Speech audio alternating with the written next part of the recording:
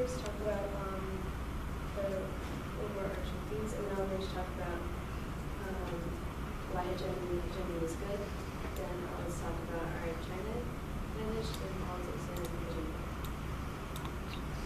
And then I'll go through the case our perspectives. Okay.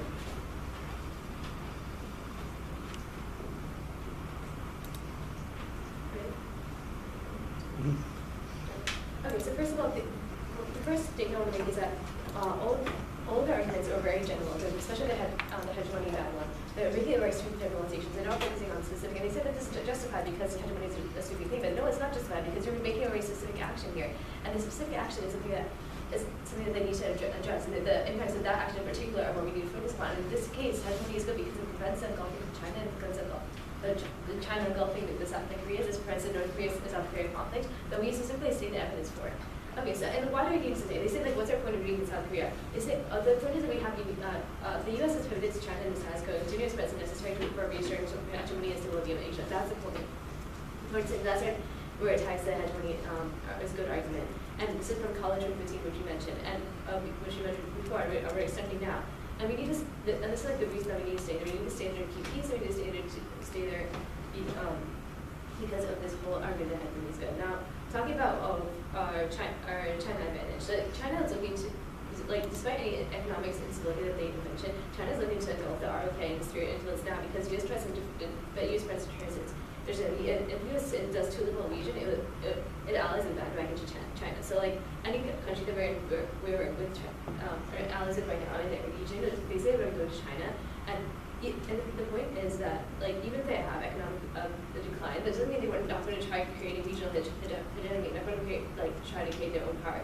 And the economic thing actually makes them look for more power because they don't have the same power that they did back at home right now. And like. And this regional hegemony could even help their economy because it could have better trade relations with these countries. And the main argument is about regional hegemony is that the main argument that we have is that the regional hegemony is that they're going to that by drawing out of the region, South Korea is going to be left there alone, and they're going to look for someone. They're going to look for someone to keep them keep North Korea in check and to basically like be their ally. They're going to look to China. And also they said that like they don't have the power to have nuclear weapons. It doesn't change like the military power that they already have. Like we already know they have nuclear weapons and all these other things already built up. But that part doesn't change. Like the fact that China's like all this economic stability doesn't really like do anything to our points. They're still all valid. And then I'm going to go on to the politics advantage. And so we need to prevent economic collapse due to partisanship because the drawing of the military is going to decrease that. And the economic collapse can cause structural violence, which we're talking about. So it's basically use all their human rights. And so the role of the ballot is on human rights. In the end, like us drawing out is like through the hegemony part is going to like increase human rights in itself because of the motivation of war. But then additionally, as like economic decline is going to do the same thing and have the same structural violence.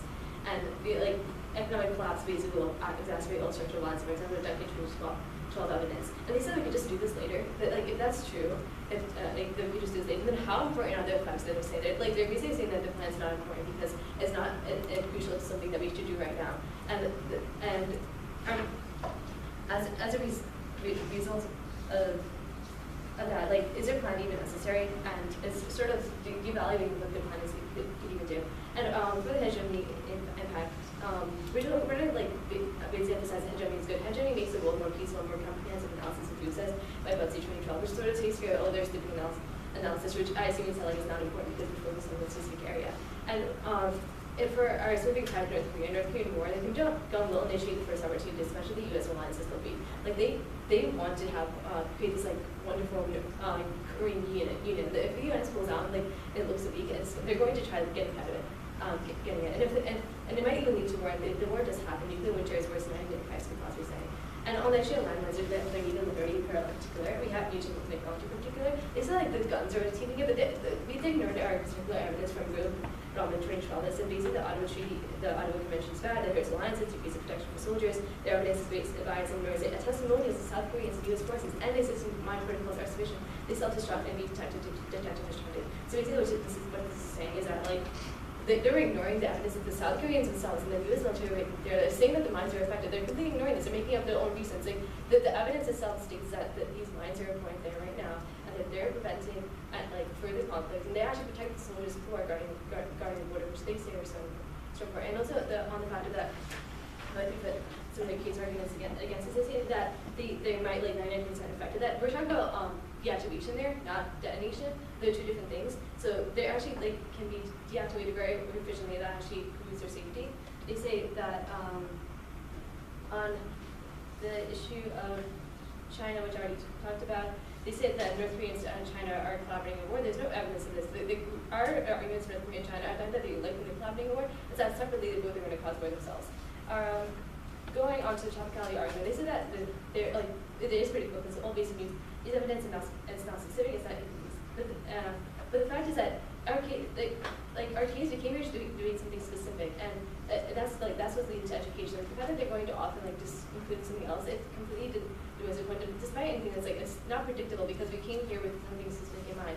And they say they have this extra topicality because their impacts that they mentioned, even though they say they're just case specific, they're really not because all the impacts that they mentioned are really about the auto treaty in itself and not about the specific argument that like the mines in Korea and like the region that we're in are important, and they're not like talking about the effects of that. And we have shown that they're important. The auto treaty is actually not something we should apply in this, right? Because the limits are good. So overall, we do have the bigger impacts because of the war scenario. Then and overall, because of all cases, the will of battle should go to the negative scene because of the overall argument is that we have like time.